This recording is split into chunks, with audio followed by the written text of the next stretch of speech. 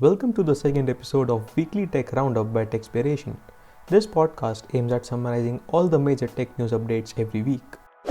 The first update is by Apple. This is about a patent filed by the company which makes it possible to charge other devices wirelessly using future MacBooks. This innovative patent suggests that the iPhone maker is looking to put two-way wireless charging coils into its devices to create a closed wireless charging ecosystem. This seems to be a very interesting concept. WhatsApp is already facing backlash because of the new privacy policy, and to add to this, it was seen that WhatsApp group chat links were publicly visible on a single Google search over the weekend. This meant that you can search for and join private groups just by clicking a link. OnePlus launched a new product line in India, namely the OnePlus Band. It is ready to rival the products in the same line by Xiaomi and Realme, with its affordable fitness tracker coming at just Rs 2500. The band features a 1.1-inch AMOLED touchscreen, which is the same size as the Mi Band 5. However, the all-caps OnePlus logo in the front is not very visually appealing. The band features a heart rate and SP02 sensor for 24/7 heart rate tracking and blood oxygen monitoring respectively. It is also IP68 water and dust resistant, so no worries about wearing it to the beach or the swimming pool. The band also supports 13 sport modes, including modes for running, cycling, yoga, badminton, etc. Lastly, OnePlus promises up to 14 days of battery life.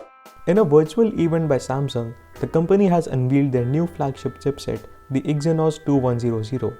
It is a 5G integrated chip based on the 5nm process to rival the other 5nm based flagship chipsets, that is Apple A14 Bionic and Snapdragon 888.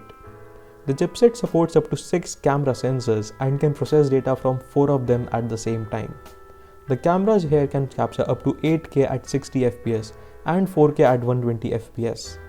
It also supports up to 4K displays with up to 120Hz refresh rate, or up to Quad HD Plus displays with a 144Hz refresh rate. The first phone to be powered with the new Exynos 2100 is the new Samsung Galaxy S21 lineup in some regions such as India, UK and others. Talking about the Galaxy S21 series, the lineup has launched globally with Snapdragon 888 and in some regions with Exynos 2100. There are not any major changes in the front design of the phones, featuring a punch-hole selfie camera in the center on the top. However, on the back side, the camera system seamlessly blends in with the metal frame, which looks super awesome. The S21 series feature 120Hz displays with changes in screen sizes. The S21 and S21 Plus pack 6.2-inch and 6.7-inch Full HD Plus AMOLED displays respectively, whereas the higher-end S21 Ultra comes with a 6.8-inch Quad HD Plus AMOLED display. The chipset is coupled with 8GB RAM on the Galaxy S21 and S21 Plus and up to 16GB RAM on the S21 Ultra. You have the option to choose between 128GB and 256GB storage options for the standard S21 and the Plus variant. The Ultra variant includes up to 512GB of storage, which is great for heavy users. Talking about the cameras, we have the same triple camera setup in S21 and S21 Plus, which includes a 12MP primary camera, 12MP ultra-wide camera with 120 degrees field of view, and a 64MP telephoto camera with 3 times hybrid optical zoom support. As for the Galaxy S21 Ultra's quad camera setup, it includes a 108MP primary sensor, laser autofocus, 12MP ultra-wide with 120 degrees field of view, 10MP telephoto camera with 3 times optical zoom, and a 10MP periscope camera with 10 times optical zoom. All of the S21 series supports up to 8K at 30 fps video recording. Lastly, the S21 Ultra also comes with the S Pen support. Samsung has added a new S Pen accessory for the Ultra, which is basically a case with a cavity for the S Pen.